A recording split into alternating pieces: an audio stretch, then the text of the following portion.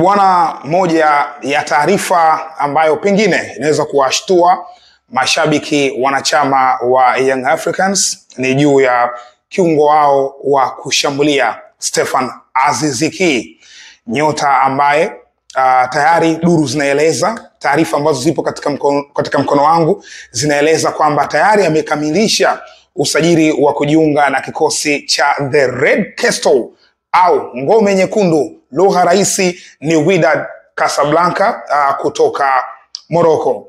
Leo nilipata nafasi ya kutangaza mchezo wa JKT Tanzania na Young Africans wa hatua ya nusu finali ya kombe la shirikisho, na katika ule mchezo wakati Stephan Aziz Ki anafanyiwa mabadiliko, kuna neno nilisema wakati anakumbatiana na kocha. Nilisema kwamba anaagana na kocha wake, kwa sababu sikumuona akiaga kwa mashabiki, lakini kwa kocha wake niliona anakumbatiana naye. Kwa hiyo mimi nikaamua nipite nayo kwa namna hiyo. Haikuwa kodi ambayo nimeifungua open kabisa, nilikuwa nimejaribu kuongea kwa namna hiyo baada ya kupata taarifa ambazo zinamhusu yeye Stephan Aziz Ki. Sasa nyota huyu leo, kama umeona vizuri, ndo alikuwa captain wa Young Africans. Ikumbukwe nahodha nambari 1 wa Yanga ni Bakari Nondo Mwamnyeto.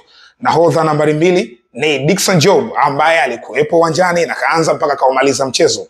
Lakini Stephan Aziz Ki ndo alivaa kitambaa cha unahodha. Kwa hiyo ni nyota ambaye leo ilikuwa kama special day yake kwa ajili ya kucheza mchezo ambao unatarajiwa kuwa wa mwisho. Mpaka sasa hivi duru ambazo niko nazo, mchezo dhidi ya JKT ndio unatarajiwa kuwa mchezo wake wa mwisho akiwa na kikosi cha Young Africans.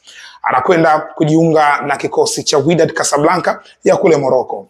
Lakini pia na taarifa kwamba tayari leo hii mapema alishaaga wachezaji wenzake wa Yanga kwamba anatimka kwenye kikosi hicho cha Young Africans. Nikumbuka kwamba huyu ni mchezaji ambaye alikuwa na mkataba na Yanga.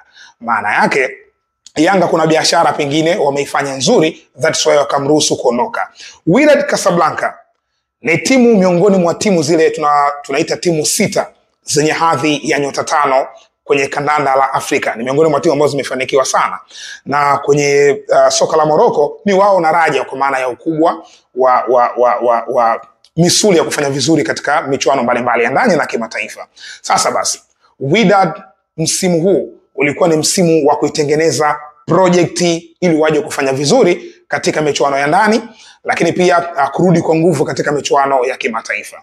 Katika projekti hii wakasajili nyota mbalimbali wengi, ikiwemo Boda Mohsin ambaye alisajiliwa kutoka Nouadhibou ya kule Mauritania kwao, lakini pia walimsajili hadi Suleiman Mwalimu kutoka hapa Tanzania baada ya kukosa huduma ya Clement Mzize.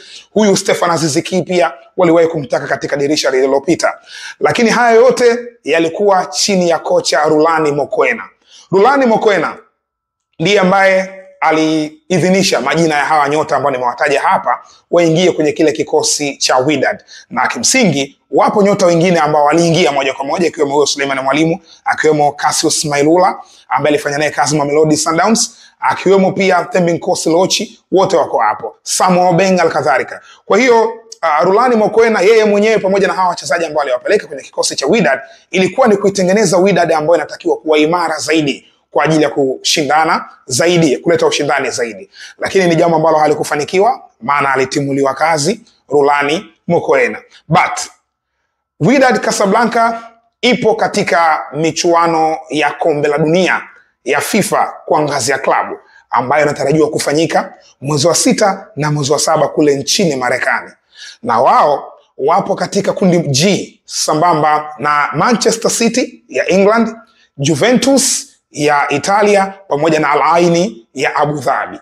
Kwa hiyo Wydad naye anaingia kwenye hilo kundi. Kiangalia hilo kundi ni kundi gumu kwa sababu lina vigogo hawa wawili, kwa maana ya Manchester City pamoja na Juventus. Hivyo basi Wydad kwa wakati huu wanaongeza nguvu kwenye timu yao. Stephan Aziz Ki wameshamsajili na wanataka kusajili pia nyota wengine kutoka maeneo mengine.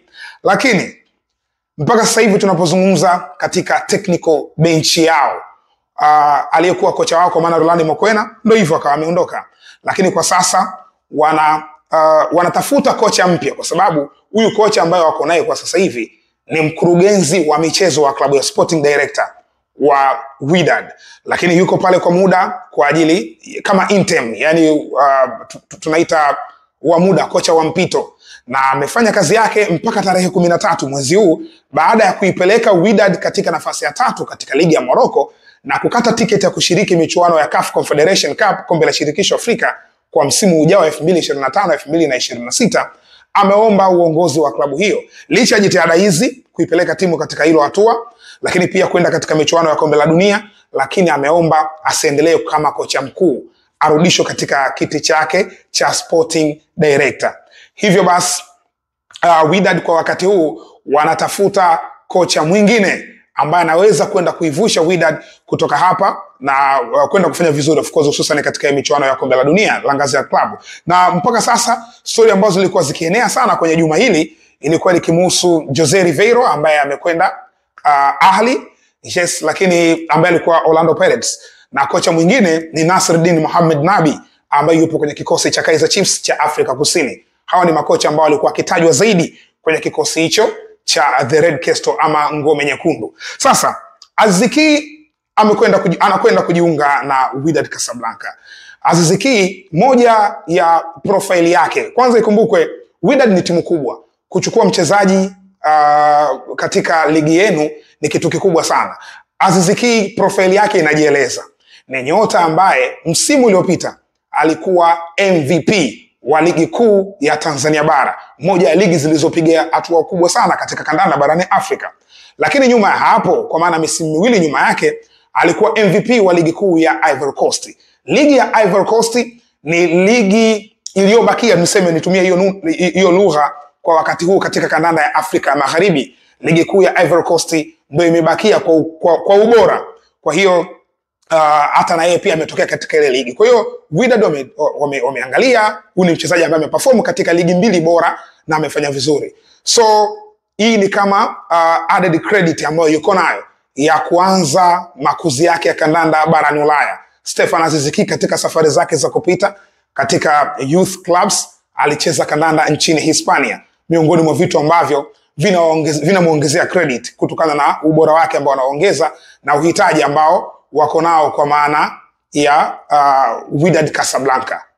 Stefan Aziz Ki, ikumbuko kwamba anacheza Young Africans, ulikuwa ni msimu wake wa 3, lakini nyota ambaye tayari ameshathibitisha juu ya ubora wake. Miongoni mwa strengths zake ni kufunga, na uwezo wa kufunga. Msimu uliopita ikumbukwe alikuwa MVP wa ligi ya Tanzania bara, lakini kama haitoshi alishinda tuzo 4, miongoni mwazo ni kiungo bora, mchezaji bora, lakini pia mfungaji bora, na alikuwa kwenye kikosi cha wachezaji bora wale 11 wa ligi kuu ya Tanzania bara. Kwa hiyo Stefan Aziz Ki ndio hivyo, anaondoka kwa sababu bado hajafika huko. Anaondoka na kwenda kwenye kikosi cha Wydad Casablanca. Tunasubiri kuona official statement kutoka kwa Young Africans, lakini mpaka sasa haya ambayo nimekwambia ndio ambayo amenifikia katika mkono wangu kupitia jukwaa hili bora kabisa la Mzinga Sports. Tuendelee kusubiri Young Africans watakwenda kutupa taarifa rasmi, lakini so far